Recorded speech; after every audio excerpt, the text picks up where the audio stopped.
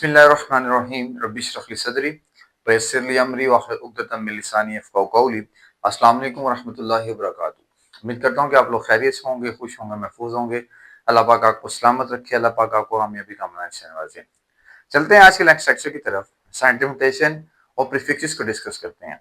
Scientific notation हमें पता है कि सर किसी लार्ज वैल्यू को स्मॉल करके लिखने में या किसी वेरी स्मॉल वैल्यू को इजी करके लिखने में हमारी हेल्प आउट करती है साइंटिफिक नोटेशन। कि मेरे पास फॉर एग्जांपल यहां से सन तक का डिस्टेंस जो है वो जनरली तौर पे बहुत ज्यादा है, ठीक है। तो मैं उस डिस्टेंस को याद नहीं रख पाता, ठीक है। कहने का मकसद ये कि कुछ ऐसी वैल्यूज होती हैं जिनमें बहुत सारा सिफर्स होते हैं, तो लिखते हुए उन वैल्यूज में मिस्टेक हो सकती है कि one of the zero will be greater, one of the zero will be lesser. कि कोई जीरो ज्यादा भी हो सकता है, कोई कम भी हो सकता है, ठीक है। मतलब आप ज्यादा जीरो भी लिख सकते हैं और आप बोल भी सकते हैं कितने जीरो से। फॉर एग्जाम्पल मेरे पास कोई भी वैल्यू है, मेरे पास लिखा हुआ है 137000000, बहुत ज्यादा लिखा हुआ है, ठीक है। मेरे पास हाइड्रोजन का डायमीटर लिखा हुआ है, मेरे पास यहाँ से सन तक का अर्थ का डिस्टेंस लिखा हुआ है, कोई भी चीज है। आपको पता है कि बहुत लार्ज वैल्यूज होती हैं। अब इतनी बड़ी वैल्यू को याद रखना मेरे लिए मुमकिन नहीं है, मेरे लिए इजी नहीं है, ठीक है। किलोमीटर्स में है फॉर एग्जाम्पल, ये वैसे मीटर्स में होगा ये। अब इतनी बड़ी वैल्यू को मैं याद नहीं रख सकता, ठीक है।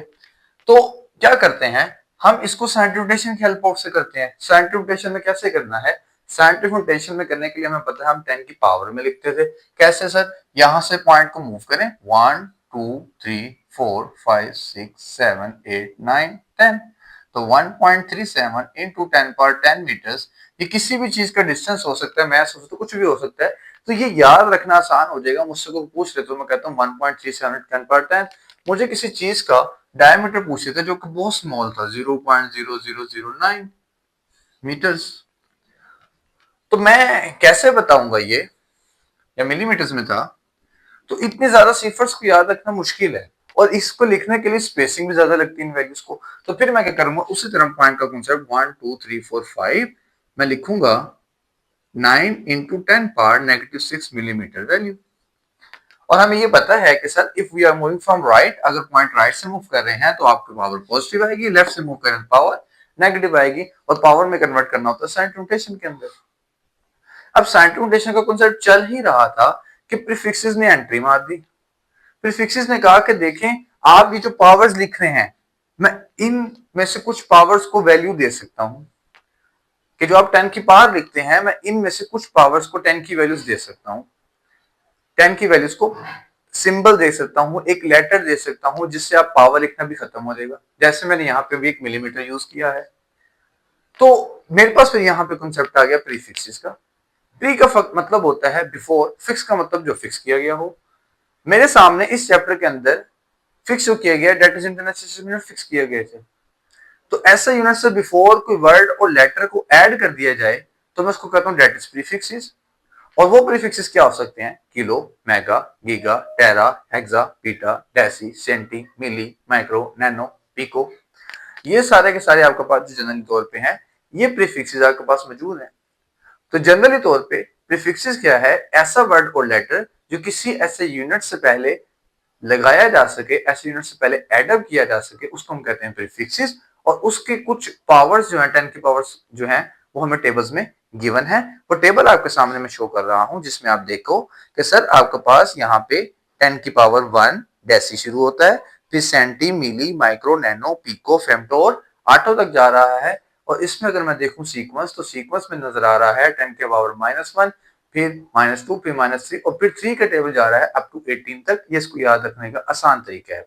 और अगर आप नेगेटिव वैल्यूज को देखो तो नेगेटिव वैल्यूज में ज्यादातर मतलब मैक्सिमम टाइम नेगेटिव वैल्यूज में आपके पास जो एंडिंग है वो आई के ऊपर हो रही है, एक्सेप्ट लास्ट टू वो जो नैनो, पिको वगैरह है।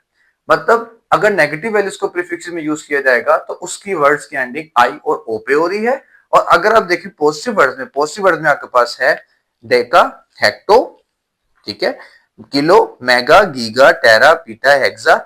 तो इनमें जो किलो है, एक्सेप्ट किलो, बाकी सब की एंडिंग ए पे हो रही है, ठीक है।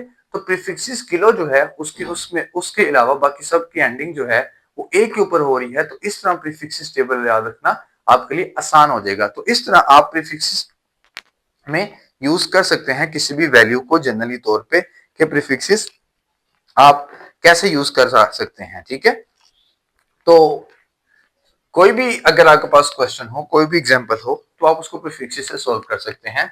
जैसे फॉर एग्जांपल मैं अगर प्रीफिक्सेस में लिखना चाहूं कि सर आपके पास एक वैल्यू है दैट इज 2000 मीटर, तो प्रीफिक्सेस में लिखने का तरीका क्या है, प्रीफिक्सेस में कन्वर्ट कैसे करना है, उस प्रीफिक्सेस को कन्वर्ट करने के लिए ये बात समझ लें कि प्रीफिक्सेस को कन्वर्ट आपने करना है कैसे, पहले उसको सेंटीमीटर में कन्वर्ट करना है। 1 2 3, 2 इंटू 10⁻³ मीटर्स। अब आपने देखना है कि क्या जो पावर आपके पास आई है उस वो पावर प्रीफिक्सेस टेबल में है, तो 10⁻³ प्रीफिक्सेस टेबल में किलो के इक्वल थी, तो मैं यहाँ पे लिख देता हूं कि 1 किलो इक्वल्स टू 10⁻³। तो यहाँ पे आपने लिख देना है 10⁻³ की जगह मीटर्स, तो ये आपके पास आंसर आ गया किलोमीटर्स। इसी तरह कई तरह के प्रीफिक्सेस में आप इसको कन्वर्ट कर सकते हैं with the helping of prefixes table, जो कि आप 9th में भी करके आ चुके हैं।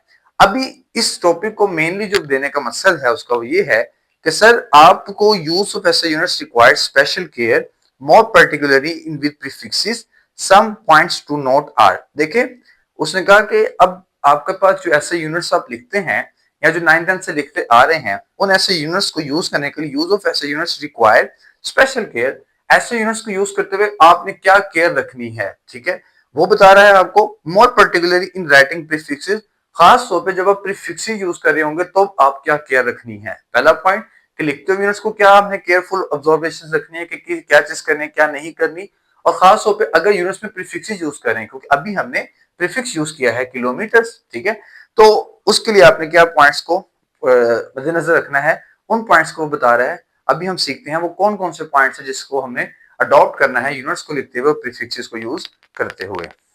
तो आइए समझते हैं कि ऐसे यूनिट्स को लिखते हुए किन किन चीजों को हमने अवॉइड करना है और किन रूल्स के तहत हमने यूनिट्स को लिखना होता है, और स्पेशली जब प्रीफिक्सेस यूज कर रहे हैं तो कैसे हमने लिखना है। देखिए उसमें सबसे पहला पॉइंट उसने बताया है कि सर ईच ऐसा is represent by a symbol not an abbreviation, these symbols are the same and all languages, hence correct use of symbol is very important. पहला पॉइंट उसने कहा है कि सर आपके पास किसी भी यूनिट को आप कंप्लीटली तौर पे नहीं लिखते, कंप्लीटली एब्रिवेट नहीं करते, आप उसकी जो सिंबल लिखते हैं। जैसे फॉर एग्जांपल आपके पास अम्पेयर्स है, तो अम्पेयर को आप AMP नहीं लिखेंगे, आप उसको इस तरह नहीं लिखेंगे, आप जस्ट उसका सिंबल लिखेंगे दैट इज कैपिटल A, ठीक है।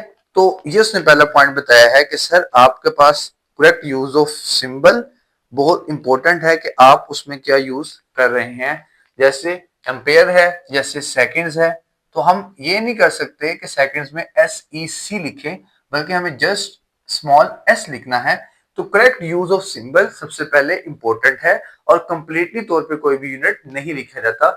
इसलिए हम देखते हैं कि हमेशा अगर किलोमीटर्स है तो हम km लिख रहे हैं, मीटर्स है तो m लिख रहे हैं, सेकंड है तो s लिख रहे हैं। तो ये चीजें आपने ऑब्जर्व करनी है। देन कहता है full name of unit doesn't begin with capital letter, for example newton metre except Celsius. देखिए कहते हैं कि किसी भी यूनिट का जो नेम है वो कैपिटल लेटर्स में नहीं लिखा जाएगा। मींस फोर्स का यूनिट होता है न्यूटन, सेकंड पॉइंट लिखते हैं, फोर्स का यूनिट है न्यूटन, तो ये न्यूटन कभी भी कैपिटल लेटर में नहीं लिखा जाएगा। इसका मतलब फर्स्ट लेटर पे कैपिटल नहीं होना चाहिए, आप न्यूटन को ऐसे लिखेंगे, ठीक है। हाँ कहता है एक्सेप्ट सेल्सियस, सेल्सियस जो कि एक यूनिट है, अभी हमने पढ़ा प्रीवियस लेक्चर में, जो कि एक एंगल बेसिकली टेम्परेचर यूनिट है सेल्सियस, तो सेल्सियस को हम ऐसे लिख सकते हैं, ऐसे सेल्सियस, ठीक है। उसके अलावा जितने भी यूनिट्स हैं उनको कैपिटल लेटर्स में नहीं लिखा जाता है, ठीक है। Seconds and then full name हो गया। Symbols appear in lower case, symbols को हमेशा लोअर केस में लिखा जाता है।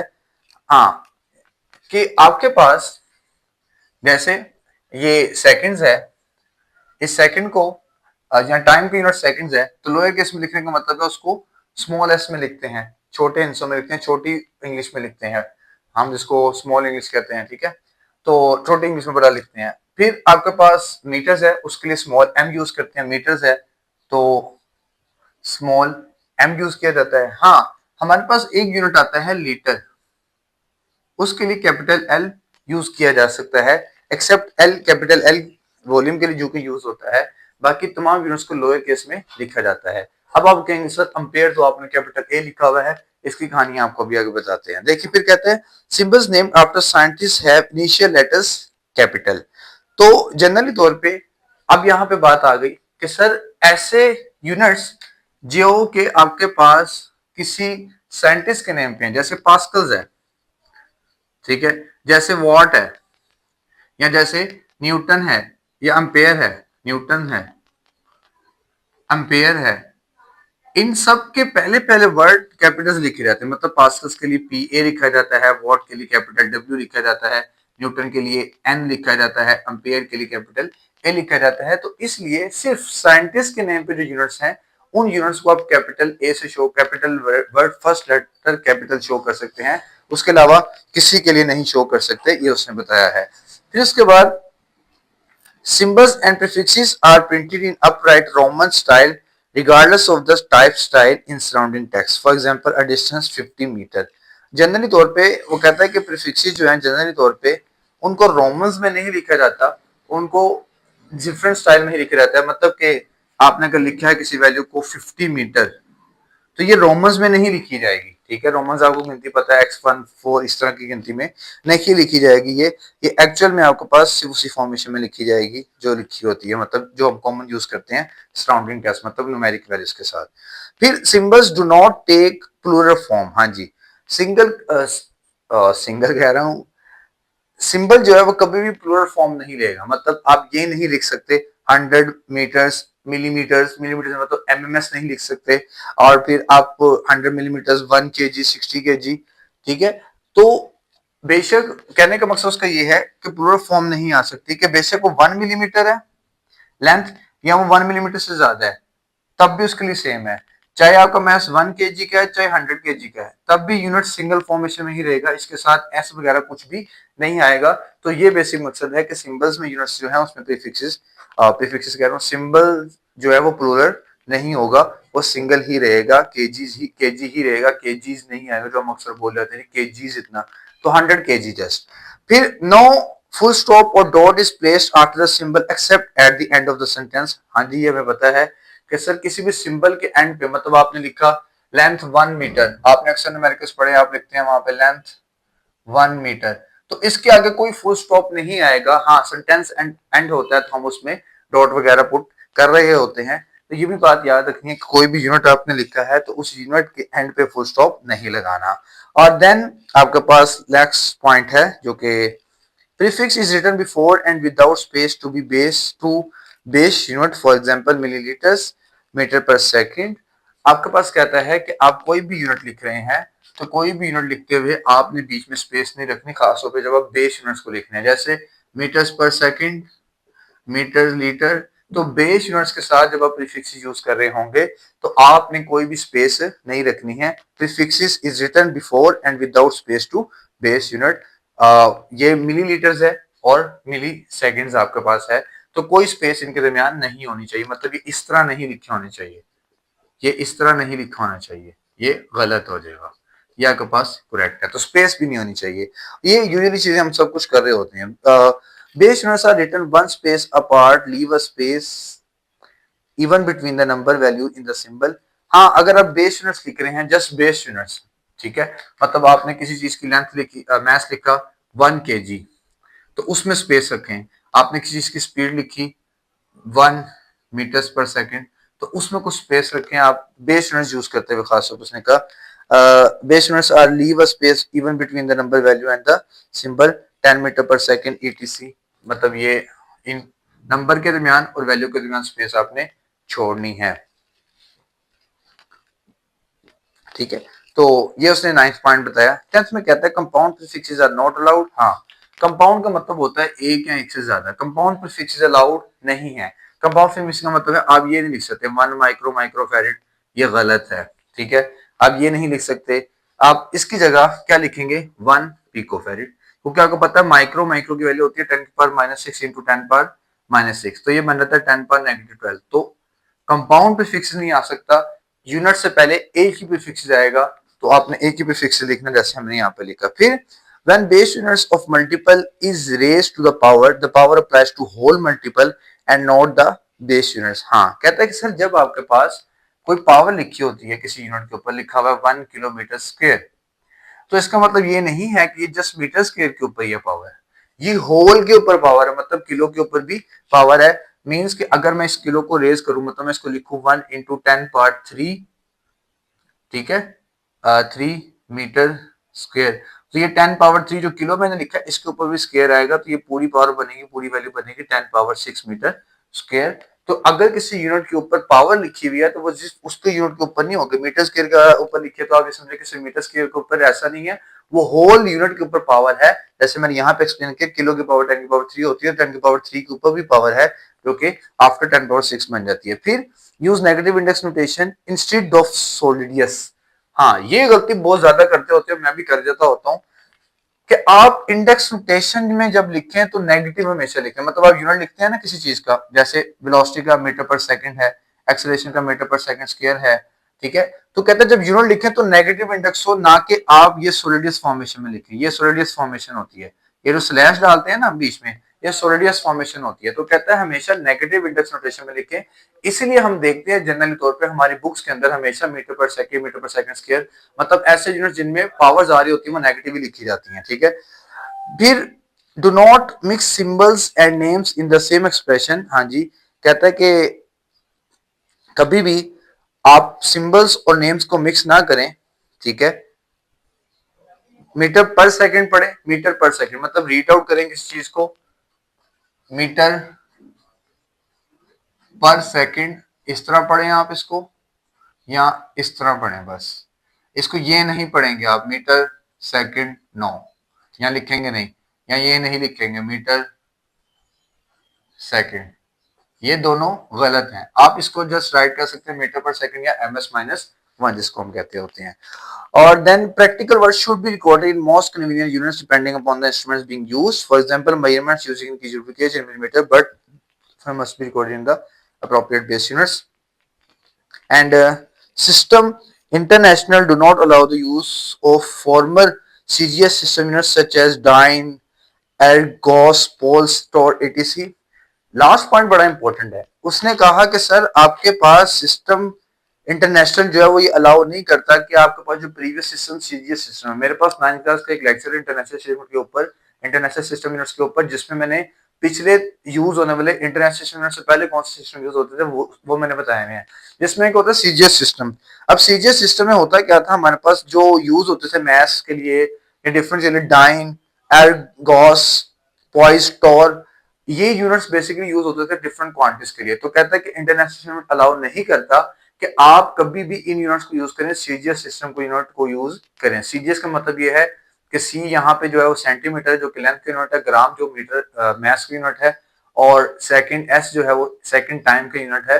तो सीजीएस सिस्टम को जो यूनिट है वो इंटरनेशनल यूनिट आपको अलाउ नहीं करता कि आप उसको यूज करें, बल्कि इंटरनेशनल सिस्टम यूनिट आपको ये कह रहा है कि हर वैल्यू को जब आपने वैल्यूएट कर लिया है, मेजर कर लिया है, तो बेशक स्क्रू गेज ही मेजर करें। स्क्रू गेज आपको पता है मिलीमीटर में मेजरिंग करता है, लेकिन कहता है उसको भी मेजर करने के बाद इंटरनेशनल यूनिट्स में कन्वर्ट करके उसका आंसर लिखें, बेस यूनिट्स के अंदर उसका आंसर लिखें, मतलब मीटर्स के अंदर जब आंसर लिखना है आपने, मिलीमीटर्स में भी नहीं लिखना। इसलिए आपको न्यूमेरिकल्स करवाते हुए ये बात कही जाती है कि अपना हर यूनिट आपने जो है वो इंटरनेशनल यूनिट्स में कन्वर्ट करना है, और बेसिक इंटरनेशनल कौन से होते हैं वो सारे बेस यूनिट्स के अंदर आप कन्वर्ट कर रहे होते हैं जनरली तौर पे।